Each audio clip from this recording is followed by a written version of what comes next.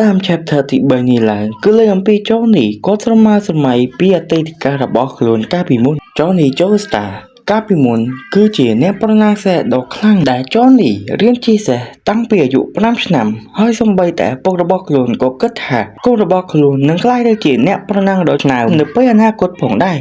ឲ្យតែនៅលើក្នុងសេះJohnny នឹងធ្វើអ្វីបានគ្រប់យ៉ាងតាមតែគេចង់ហើយក៏ត្រូវបានទទួលរហស្សនាមថាជោឬក៏ជោខិតហើយដោយសារតែភាពប៉ិនប្រសប់របស់ខ្លួនធ្វើឲ្យសំបីតែតកូលរាជវង្សជុំវិញពិភពលោកក៏មកទស្សនាការប្រណាំងរបស់ Johnny ផងដែរហើយដោយសារភាពល្បីល្បាញរបស់ខ្លួនសំបីតែកូនមហាសេដ្ឋីក៏ដោះអាវចាំ Johnny ផងដែរហើយអ្នកខ្លះទៀតហៅខ្លួនថា Rocky ព្រោះថាពេលដែលខ្លួនប្រណាំងម្ដង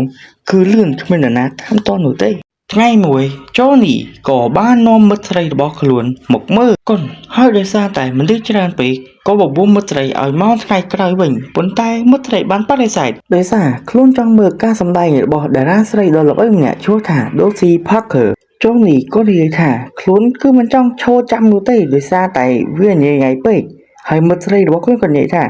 ក្រែងមួយហ្នឹង Johnny Joestar ល្បីឯដើរចូលទៅធម្មតាទេតើ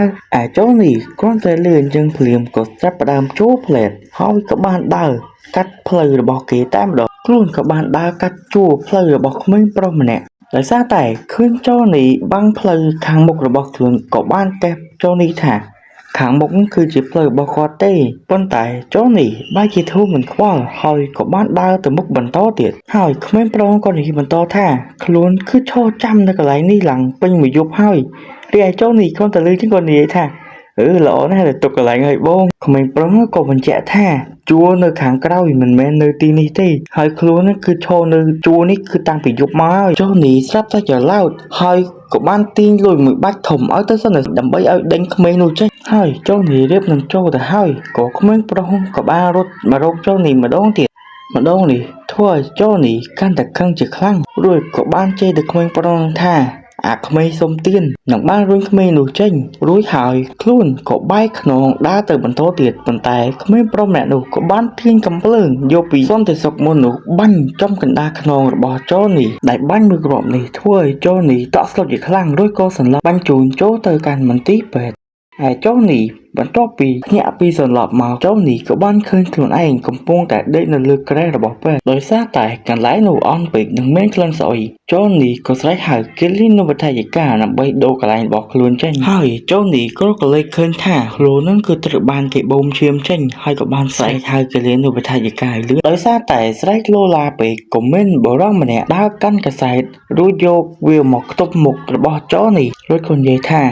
ដង្រៃបិទមកខ្លះទៅប្រយ័ត្នដាស់អ្នកជំងឺផ្សេងទៀតហើយខ្លួនក៏និយាយថាការបរិច្ចាគឈាមគឺល្អណាស់ណារួចបុរសនោះក៏បន្ថែមទៀតថាវាមិនអីទេណាមួយក្រុមធម្មចក្ររបស់ឯងហ្នឹងគឺមិនអាចមានអារម្មណ៍ដឹងឈឺចាប់នោះទេហើយបុរសនោះក៏បាននិយាយថាតើឯងនឹងប្រាប់ណាគេឪពុករបស់ឯងដែលគ្រាន់តែមក check in ហើយទៅបាត់ហ្នឹងមិត្តភក្តិរាជវង្សរបស់ឯងឬក៏ប៉ូលីសដែលឯងជួលនោះបើសិនជាឯងមានរបួសដោយសារតែការប្រណាំងប្រហែលជាមានមើលឯងខ្លះប៉ុន្តែការពីចង្កេះចុះក្រោមដូចនេះប្រហែលជាគ្មាននរណាមកមើលឯងទេឈុតក៏បានកាត់មកដល់បច្ចុប្បន្នដែលJohnnyកំពុងប្រកាច់ប្រកិនដោយសារតែកាន់បាល់របស់ចៃរ៉ូមុននឹងមិនភ្លាមនោះក៏ដូចជាមានរឿងអ្វីកើតឡើងអញ្ចឹងដែរ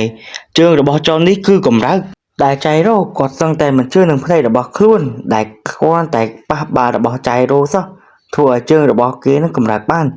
ហើយJohnnyក៏ព្យាយាមស្វែងរកឆ្វេងស្ដាំដើម្បីរកមើលចៃរ៉ូក៏រលែកឃើញចៃរ៉ូដែលកំពុងតែចាក់ចេញJohnnyក៏ស្រែកឲ្យចៃរ៉ូឈប់ហើយខ្លួននឹងក៏បានសួរអំពីបាល់នឹងថាវាជាអ្វីចៃរ៉ូក៏តបទៅ Johnny វិញថាអានឹងគ្រាន់តែជាការ reflect របស់រាងកាយទេហើយ Johnny ក៏និយាយថា reflect ក្បាលលេងស្អីអញពិការនឹងទៅ reflect អីចេញហើយគិតថាអញអាចធ្វើអញ្ចឹងបានម្ដងទៀតមែនចៃរ៉ូក៏និយាយថាខ្លួននិយាយចប់ហើយក៏បានចាក់ចេញទៅហើយ Johnny ក៏បានឲ្យចៃរ៉ូនឹងឈប់ដោយសារតែ